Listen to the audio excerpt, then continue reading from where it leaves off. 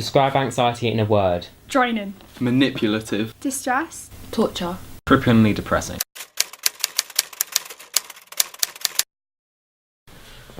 Living with anxiety is difficult. Trust me, I should know. When I was younger, I didn't know what anxiety was. I think this is because I was never taught at all what anxiety is. I was never taught how to cope with anxiety until I was in year 8.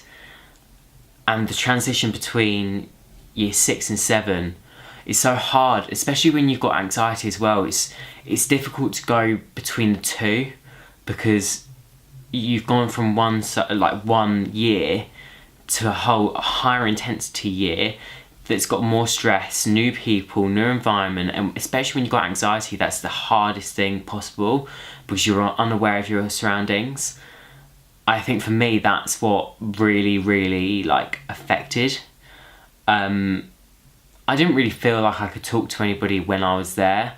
I think it's because I didn't know the people there, and also I didn't want to speak to my parents about it because I felt like if I told them, not that I would be judged, but I didn't feel like it was right because I felt like I should bottle it up because I've never heard of it and I didn't think other people would have heard of it.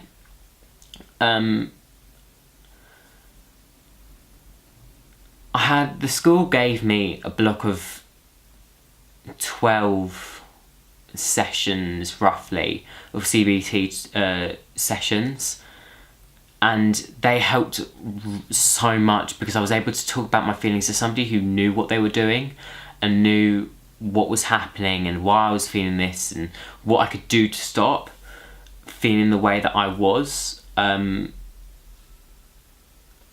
think I was given the CBT sessions because my attendance was so low, it was like 79% or something like that, that they needed to give me the CBT sessions to get my attendance up. I think the problem with the education system in the UK is they don't treat anxiety or mental health in the way that they should. But I think that they should teach anxiety and how to cope and what to do to your friend, like help your friends with anxiety. Because otherwise you're stuck. You don't know what you're doing. And your friends also, like, they don't know how to support you. They don't even know what it is because we haven't been taught it. During and after the CBT sessions, I was put on beta blockers from the doctor. This is because the CBT sessions did help, but what I still needed is something to calm me down when I was feeling anxious and when I didn't want to talk. So I think that they gave me these beta blockers, the weak ones, to slow my heart down and enable me to go to sleep. I probably used them most during the exam sessions and exam period at school during year 11 and probably year 10. They helped so much because I was able to do things that I wasn't able to do before. From this documentary, I want to remove the stigma of people who suffer with mental health, specifically anxiety, from them being lazy, because we're not lazy. In fact, far from it, because we're panicking ourselves. We're doing more. It's like going for a run. Our heart is going 10 to the dozen because we're going for a run with our emotions. And I think I want to learn what else is out there other than what I was given.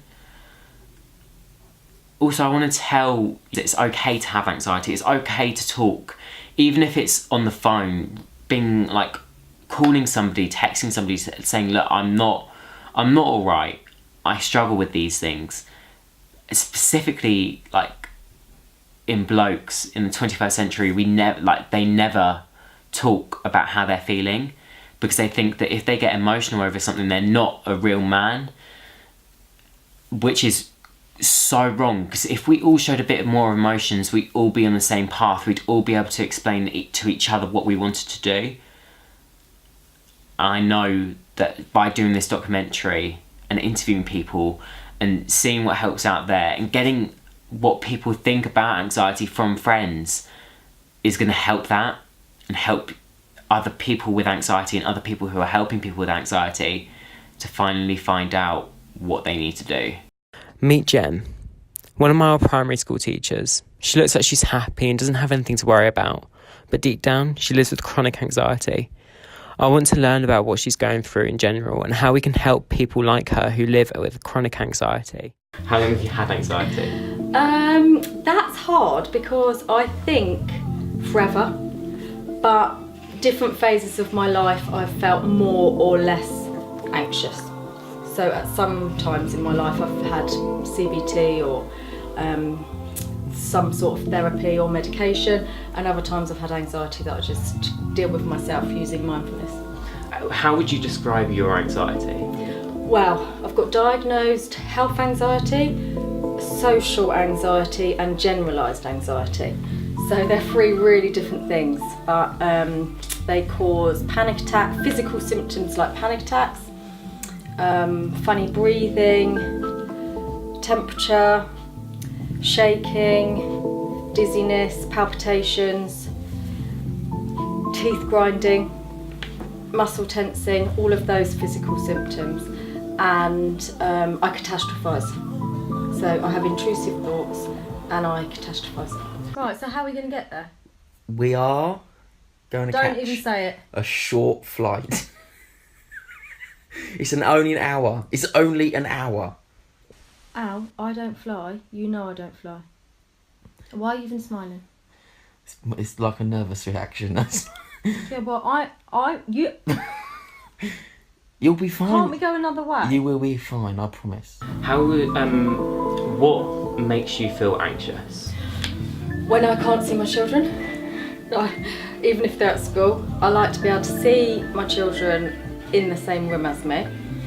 If my children get hurt at all, so Ted had a nosebleed the other day, and I instantly catastrophised it. So my children's health is the biggest one, but also dangers. I'm always scanning for dangers because my health anxiety is the most severe, and that revolves around illness and death. How would you like schools to deal with anxiety? Well, I know of a primary school that's just started mindfulness from reception, and I think that is really important because if you can teach yourself how to breathe, practical techniques young, then you might be able to ease through some of those symptoms. What would you like, so when you feel anxious, how would you like others to help you? Well, I seek for reassurance, but sometimes that is not thought as one of the best things to be doing because I should be able to reassure myself. So I like my husband really to tell me that everything's okay, but what I'm learning through my CBT is to, it's called take the thought to call. So you take the facts and only the facts, and then you make a decision on whether your thought is realistic or not. If you can, what would you do if your kids have anxiety? What would you do to support them? Well, one of them does, and he's had counselling at school, which I think is really important. And I've bought him books on it and downloaded apps.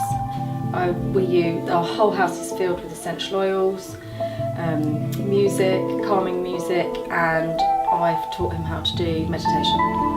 What techniques do you do when you feel anxious? What helps you? Music, always music. And my therapist even said that when I can feel something come in, then I should just instantly put some music on as a kind of initial type of distraction.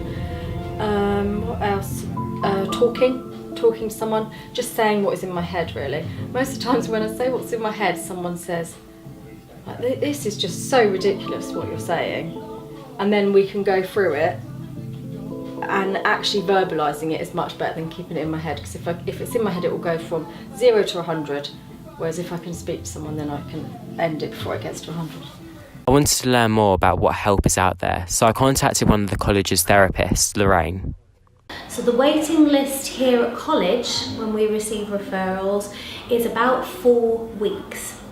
We'll receive the referral either directly from the student or from a member of staff who's helping them, and then we'll do an assessment. So we make sure at the start that the help is given as soon as possible. So counselling sessions last for 50 minutes, and we normally run them in blocks of 6. You can expect to have an assessment which will last about half an hour, sometimes longer depending on what you need to talk about.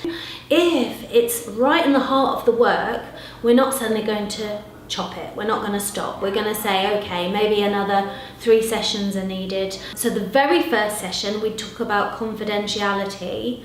Then it goes into probably chronology of events or just talking about feelings. Sometimes students aren't sure why they're feeling a certain way. So there might be group sessions that can be run. If you talk to a GP, they'll sometimes say there's group therapy available, one-to-one counselling. So there is a lot of information available.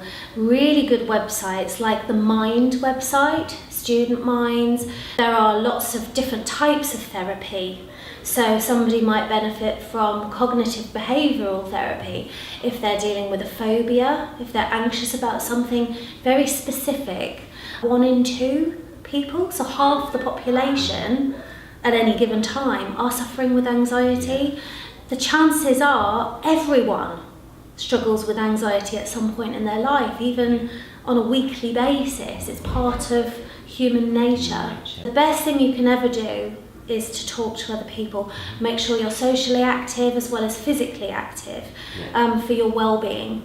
Never feel alone, like you can't talk to somebody. Always far better to speak to someone in student support, speak to your GP, but ideally family and friends. Harry, I can't believe how far you've come with your anxiety. It shows others that there is hope for others to get through their hard times. If you speak to people that you like and slowly cut off people that make you feel bad, your mental health will become healthier. And you should know that because you've done it. Please promise me one thing. Carry on talking to people. Talking helps. I love you. See you soon. Plummet.